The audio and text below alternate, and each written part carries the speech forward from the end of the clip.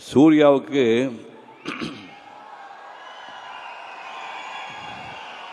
பதினேழு வயசு.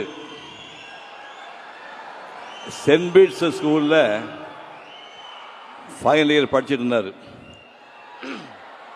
இப்போ வீட்டுக்கு ஒரு ஜோதிடர் வந்தார், சொந்தக்காரர் தான், ஜோதிடர் வந்தார். 2 பசங்க ஜாதகத்தை கொடுங்க அப்படின்னாங்க.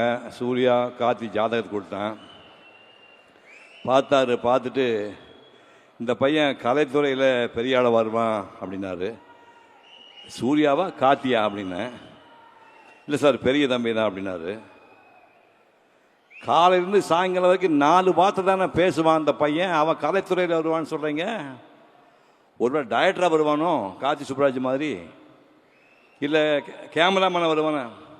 முகத்தை வச்சு பண்ணுற தொழில் அப்படின்னா நடிகராக வர போகிறானா? ஆமாம் சார். யோ நீ லூஸ் ஆயா அப்படின்னா. அது மட்டும் இல்லை சார், உங்களை விட நல்ல ஆக்டர்னு பேர் வாங்குவார். உங்களை விட நிறைய அவார்டெல்லாம் வாங்குவார். உங்களோட நிறைய சம்பாதிப்பான்னு சொன்னான். இந்த ஆள் ஏதோ மரம் கண்டு போச்சு போறதுக்கு, நீ போங்க சார்ன்ட்டேன். சூர்யா அதை பார்த்துட்டு இருந்துட்டு நான் நடிகனாக போறேன்னா ஐயோ ஐயோ, நடிகன் மகன் நடிகனானு தலையெழுத்து எனக்கு. அப்படியே எனக்கு ஆசையே இல்லைன்னு சொல்லி அதுக்கப்புறம் லயோலா காலேஜ் போய் பிகாம் முடித்தார். முடிச்சுட்டு பிஎன்டின்னு ஒரு கம்பெனியில் போய், பிஎன்டி கம்பெனியில் போய் எக்ஸ்போர்ட் கம்பெனியில் வந்து வேலை பார்த்துட்டு இருக்கிறார். வேலை பார்த்துட்டு இருக்கும்போது நாங்கள் வந்து மலேசியாவில் ஒரு கலை நிகழ்ச்சிக்கு போயிருந்தோம். தமிழ்நாட்டுக்கு எல்லா ஹீரோயினும் போயிருந்தோம். டைரக்டர் வசந்தும் என் கூட வந்தார். நிகழ்ச்சி முடிஞ்சு வரும்போது, நிகழ்ச்சி ஒரு நாள் முன்னாடியே வசந்த் மெட்ராஸ் போகணுன்னு ஆசைப்பட்டார்.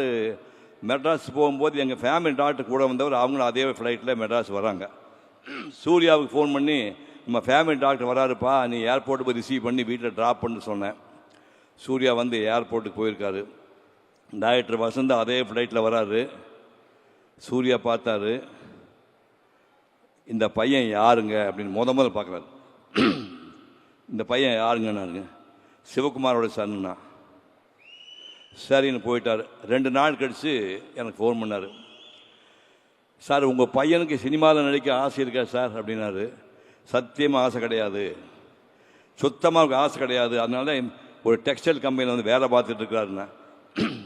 நான் பேசி பார்க்கட்டுமா சார்னாரு. பேசி என்ன பிரயோஜனம், கண்டிப்பாக நடிக்க மாட்டான் அப்படின்னா. இல்லை சார் நான் நேரில் பேசி பார்க்கணும். ஒரு நாள் காலையில் 7 மணிக்கு அவர் கம்பெனி கிளம்புக்கு முன்னாடி வந்தார். 2 பேர்த்த அறிமுகப்படுத்தி வச்சேன். தம்பி உனக்கு சினிமாவில் நடிக்கிறதுக்கு ஆசை இருக்கா? ஐயோ பயமாக இருக்கு சார். என்ன ஏன் பயம்? 25 வருஷமாக உங்கள் அப்பா சினிமா நடிச்சிட்டு இருக்கிறாரு, அவர் உங்கள் வீட்டிலே இருக்காரு, அவர் பார்த்து பயப்படுங்க நீ?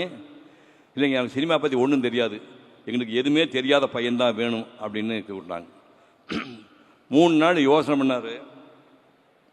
ஒரு அட்டெம்ப்ட் பண்ணி பார்ப்போம், ஒர்க் அவுட் ஆச்சுன்னா பார்ப்போம், இல்லைன்னா பழையபடி கம்பெனிக்கே வந்துடலாம்னு சொன்னார்.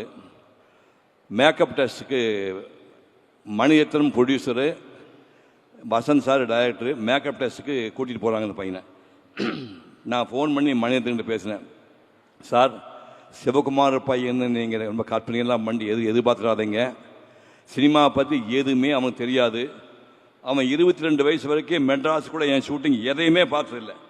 நல்லா ஞாபகம் வச்சுங்க, மெட்ராஸில் என் ஷூட்டிங் சூர்யா பார்த்ததே கிடையாது. நீங்கள் மேக்கப் டெஸ்ட் பண்ணி பார்த்து ரொம்ப எதிர்பார்த்தேன் சார், உங்கள் பையன் ஏமாற்றிட்டான் சாரி அப்படின்னு திருப்பி அனுப்பி ரிஜெக்ட் பண்ணிங்கன்னா அவன் லைஃப் வீணாக போடு, இப்போவே அனுப்பிடுங்கண்ணே. We have 200% confidence in him, we will take care of him அப்படின்னு சொல்லி டெஸ்ட் எடுத்து ஓகே பண்ணிட்டாங்க. நேருக்கு நேர் படம் ரிலீஸ் ஆச்சு.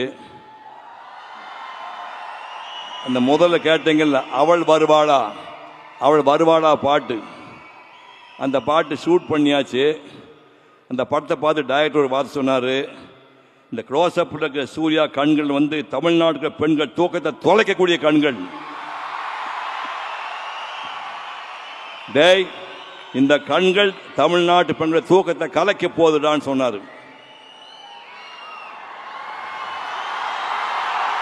அப்படி சினிமாவையே கனவு கூட நினைக்காத இந்த பையனை ஒரு நடிகனாக்கிய டாக்டர் மணிரத்னம் அவர்களுக்கும் வசந்த் அவர்களுக்கும் பாதம் தொட்டு நான் நன்றியை தெரிவித்துக் கொள்கிறேன். அதுக்கப்புறம் ஒரு 2 படம் சரியாக போகல, ஏன்னா அவருக்கு ஒன்றுமே தெரியாது இல்லை. அப்புறம் பாலான்னு ஒரு டைரக்டர் வந்து நந்தான்னு ஒரு படத்தை எடுத்து டேய் தமிழ்நாட்டில் மிகச்சிறந்த நடிகர் ஒருத்தனை வருவிடான்னு ப்ரூவ் பண்ணார். அந்த பாலாவுக்கு இப்போது நான் நன்றி தெரிவிக்கிறேன். ஒரு ஃபுல் ஃப்ளெஜ் ஹீரோ ஆனுங்கிறதுக்காக ஒரு ஜீன்ஸ் பேண்ட் போட்டுட்டு 4 மணி நேரம் டான்ஸ் ஆடுவார் வீட்டில். 4 மணி நேரம் நான் பார்த்துருக்கேன். பேர் பாடியில் ஸ்வெட்டு ஒழுகிட்டே இருக்கும். 4 hours நான் சாப்ப டான்ஸ் ஆடுவார், டான்ஸ் கற்றுவங்களுக்காக. அதுக்கப்புறம் சங்கர் மாஸ்டரு பாண்டியன் மாஸ்டர் கூட்டு அதிகாரம் 4 மணிக்கு பீச்சில் போய் குட்டிக்கரணம் போட்டு ஸ்டண்ட்டெல்லாம் கற்றுக்கிட்டுறாரு. என்னுடைய சித்தறிவு கட்டியவரை இங்கே சொல்கிறேன், உடம்ப போட்டு வருத்தி புழிஞ்சு 6 பேக் பண்ணவன் யார் இருக்காங்க? ரொம்ப ஹம்பிளா சொல்றேன், சூர்யாவுக்கு முன்னாடி 6 பேக் பண்ணவங்க தமிழ்நாட்டில் எந்த நடிகர் இருக்கிறான்?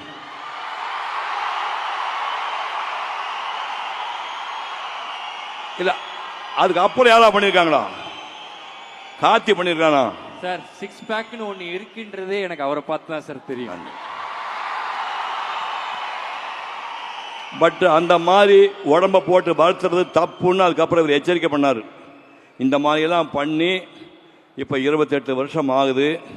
இவர் ஒரு மகத்தான் நடிகனாக உருவாக்கி அத்தனை டைரக்டர்களுக்கும் கார்த்தி சுப்ராஜ் உட்பட அத்தனை தயாரிப்பாளர்களுக்கும் மனப்பூர்வமான நன்றியை தெரிவிக்கின்றேன். இந்த ரெட் ரோஸ் படம் மாபெரும் வெற்றி பெற உங்கள் பேராதரவு வேண்டும் என்று கேட்டு விடைபெறுகின்றேன். நன்றி, வணக்கம்.